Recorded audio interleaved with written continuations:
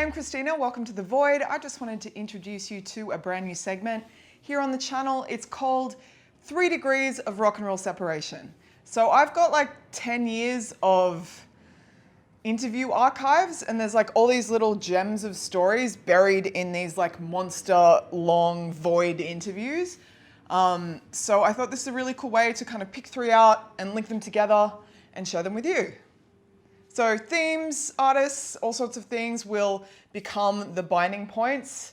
For this very first episode, I thought I'd share a couple of Mike Patton stories. So I've got a little moment with the Melvins, with Iggor Cavalera, legendary drummer, and Ben from DILLINGER ESCAPE Plan, just sharing their their vibes, their thoughts on one of the most important musicians and vocalists, I think, in modern rock and roll. Like, from when he came through with Faith No More, he's always had this like blunt force and like emotion and, interesting stuff.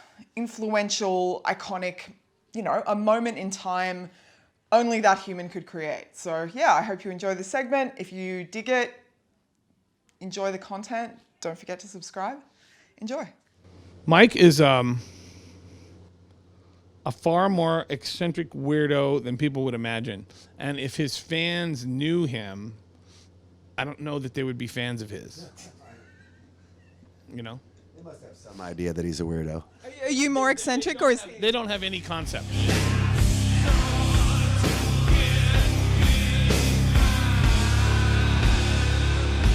Happening with like Phantomas and other projects? We haven't recorded with Phantom in more than 10 years. Yeah. We would like to do something with him at some point. I'm not sure what. I got some good ideas, but these are really weird ideas. So. What to do with him? Yeah, I got an idea that no one would ever think we would do. There's very few like heavy or guys who are doing like heavy vocals and singing and stuff like that can do it without seeming cheesy to me. Yeah. I mean, it's a really hard thing to balance. Anyone who does really takes a note from Patton's book. You know what I mean? So I was reading about your mother's like religion, like Candomblé. It's pretty fascinating. I read that you took Mike Patton to a ceremony and had him cleansed.